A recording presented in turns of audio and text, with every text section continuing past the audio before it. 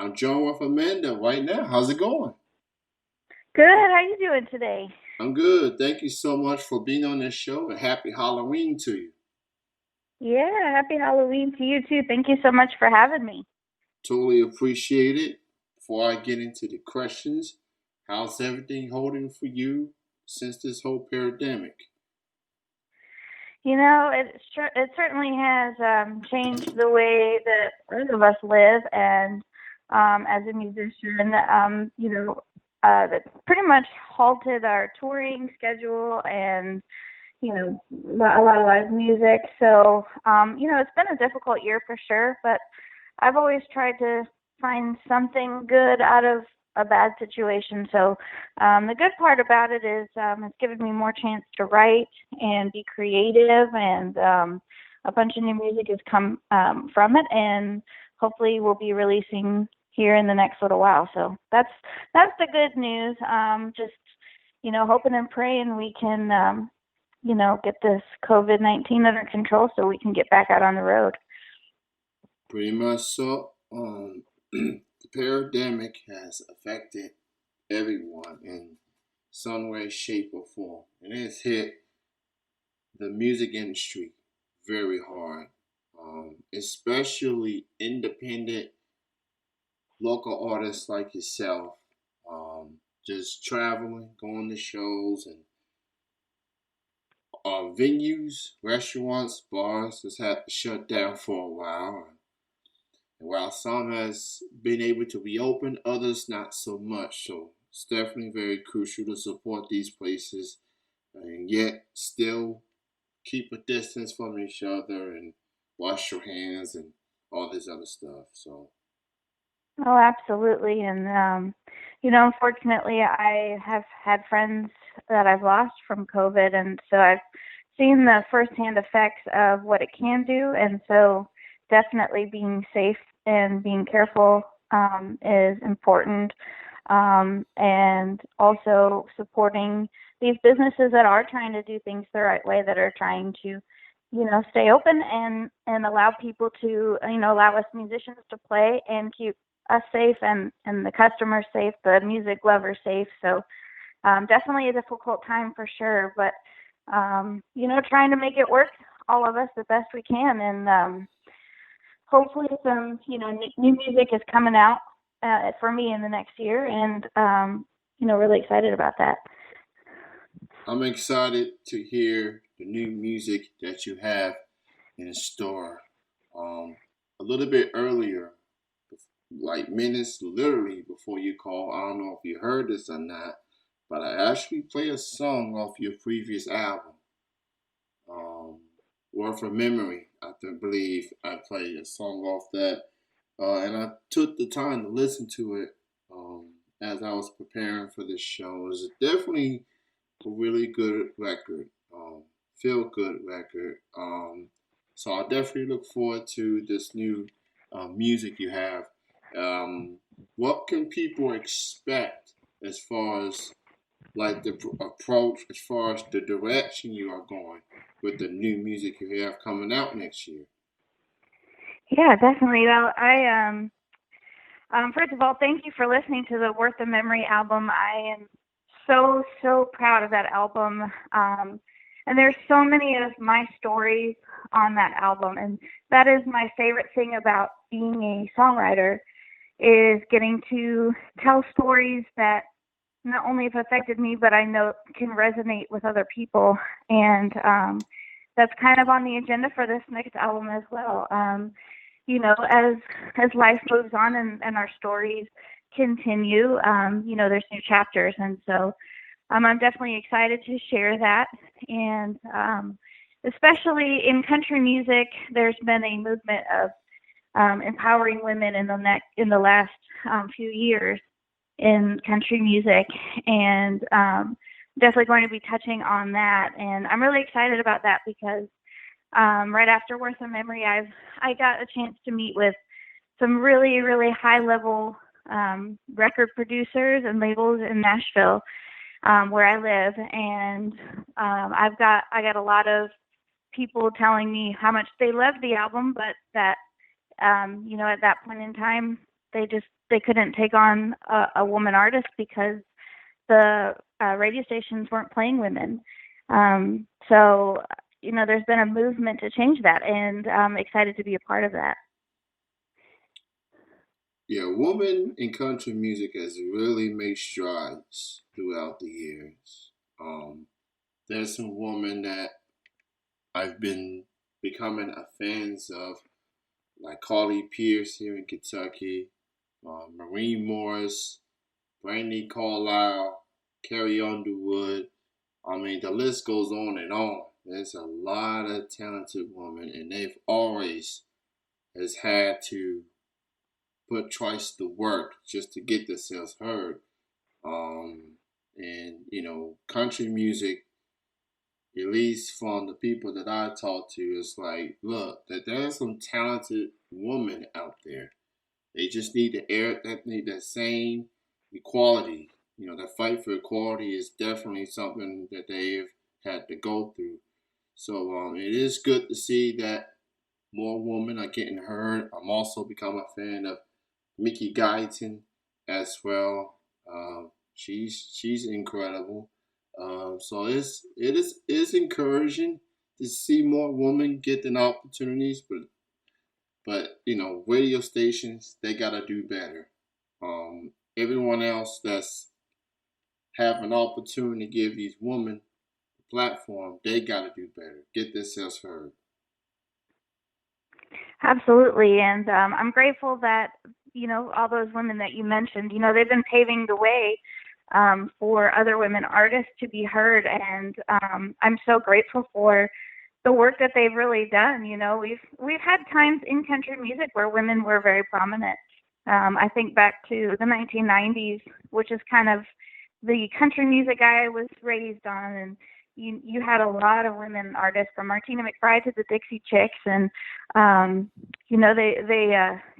blazed a path for other women artists. So excited to see what happens, and so grateful for those incredible artists, and grateful for what's happening in the music world these days.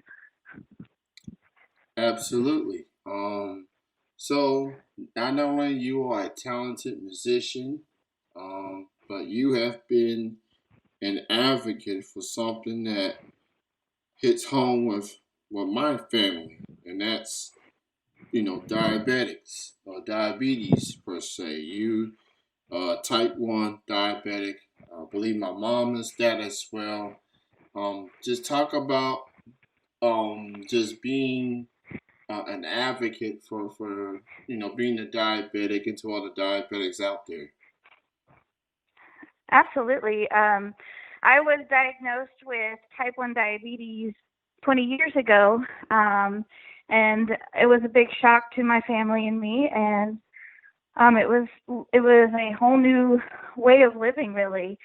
And when I moved to Nashville to really truly pursue this career in country music, I had made a decision in that time that I was going to keep having diabetes private. And there was a lot of reasons for that, but I mostly was just afraid of judgment from other people. I was afraid that people who didn't understand what it meant to be a type 1 diabetic would judge me. And there's all these stereotypes about diabetes, like, well, maybe if you didn't eat so much candy as a kid and those kinds of things. And I was afraid that people who did understand about diabetes may judge me if my blood sugars were a little less than perfect one day. There was a lot of fear there. But about, I guess, 5 years ago, I was touring and playing, and I realized, I saw a statistic that I think it was 9.3% of our country in the United States has a form of diabetes. That's almost 10% of our country, let alone the family members and the people who love them and support them. And I realized that I had a story and a platform, and I wasn't doing anything with it. I wasn't sharing. And maybe if I did share my story, somebody along the way could be encouraged. So I decided to start sharing my story. Had a chance to record a song called Needle Free with a guy named Adam Lasher, who was on American Idol. and it kind of opened up a bunch of doors for me. And I partnered a few years ago with a company called Tandem Diabetes. They make an insulin pump called the T-Slim X2 insulin pump, which is the insulin pump that I use and I love. And through that partnership, they've sent me to diabetes camps all around the country, to different diabetes conferences and events, and really have just allowed me to share my story and share my music with people. And it has been the absolute joy of my life to get to do that, and to, hopefully encourage someone along the way that just because you have diabetes, it doesn't mean you can't live your life and live the dreams that you have in your heart. So it's been a really, really cool adventure. This is definitely encouraging to hear. As far as you bringing awareness to it, um, like I said, my mom is a diabetic herself. She's been a diabetic, I don't know for how long, but she always check her blood sugar. She's doing the usual routine as far as checking her blood sugar, blood pressure. So it's very important for people to be a little wise what you eat, pretty much. Just make sure that you don't get out of hand. And with this pandemic, it affects people with the immune system. So it's just something to keep in mind. This virus is not going away anytime soon. So just definitely crucial for people to make sure that the health is good just to make it through this pandemic.